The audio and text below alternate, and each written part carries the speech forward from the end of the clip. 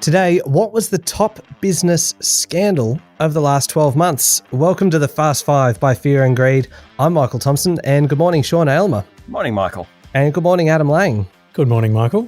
All right, in the next 5 minutes, we are each going to put forward what we think was the biggest scandal with a bit of a business flavour from the last 12 months. And at the end, we are going to decide on a winner. Sean, why don't you kick us off? I will, but to be honest, it's kind of the last 14 months, but I'll tell you why we can include it in the last 12 months. It's all about Australia Post and Christine Holgate, the former CEO, being forced out of the national icon.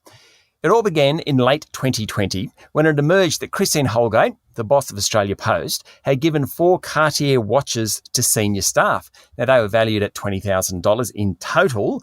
The Prime Minister, Scott Morrison, in Parliament said it was outrageous. That was a scandal enough, but an inquiry was held into it, and why this fits into 2021 is the fact that the inquiry found this year that Australia Post had given tens of millions of dollars in bonuses over the years, far more than the $20,000 in Cartier watches. No one had called them out on that. Now, Miss Holgate's health had suffered as a result of the PM's criticism.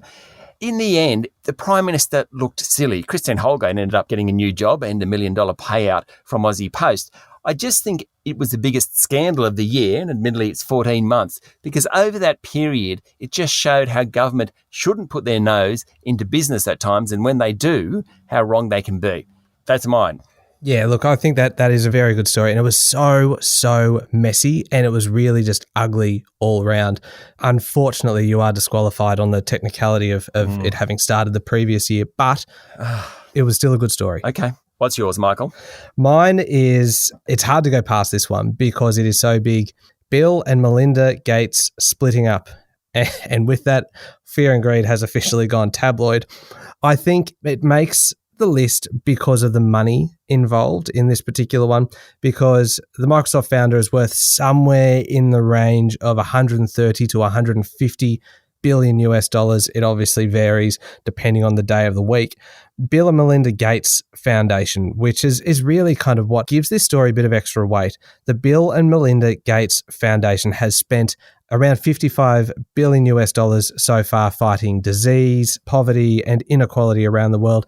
And together they've been really, really important and really influential in encouraging more super wealthy people to donate huge chunks of their fortune. So it was really big news when back in May they announced their split. They had been married for 27 years, but the story has continued well past that time because of revelations of Bill's previous relationships with a Microsoft employee, which led to protest votes at Microsoft over the handling of sexual harassment claims. So that story really has everything. You've got billions of dollars. You've got a massive foundation that is doing really good work right around the world. And then you've got the ongoing impact on one of the biggest companies in the world and the way that it handles sexual harassment. So I think that's the biggest scandal with a business touch from the last 12 months. Okay, so I've been disqualified. You're talking about a couple of people overseas getting divorced.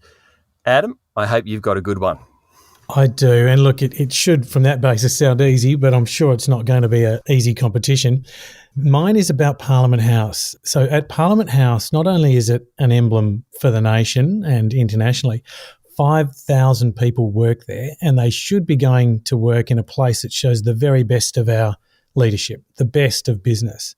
But unfortunately, and exposed by horrible rape allegations by Brittany Higgins, that she was raped in a ministerial office, Sex Discrimination Commissioner Kate Jenkins was tasked with a Human Rights Commission report and an independent review into the Commonwealth Parliament workplace. The Set the Standard report came out at the end of 2021, and what it revealed is that 1 in 3 Parliament staffers say they have been sexually harassed. And if you include bullying, that's 1 in 2. And that is just damning. So that report rightfully recommends a range of fixes, but some of them are so astounding that you can barely believe they haven't been addressed a generation ago. For a Parliament House to aspire to set a standard of leadership that's so high and delivered a standard of employment so low and caused so much harm as they have is the biggest scandal of the last 12 months. I concede. Yeah, you know what, Adam? I reckon even if Sean hadn't been disqualified, you would have won that one because that is a really big story and it's going to have some pretty big repercussions for months and years to come, I would say. Yeah, let's hope the win is that things get markedly better quickly. Yeah, absolutely right. Thank you very much, Adam. Thank you, Michael. Thank you, Sean. Thanks, Michael. That's it for today. Make sure you hit follow or subscribe on the podcast so that you get the next episode automatically in your playlist. I'm Michael Thompson, and that was The Fast Five by Fear and Greed.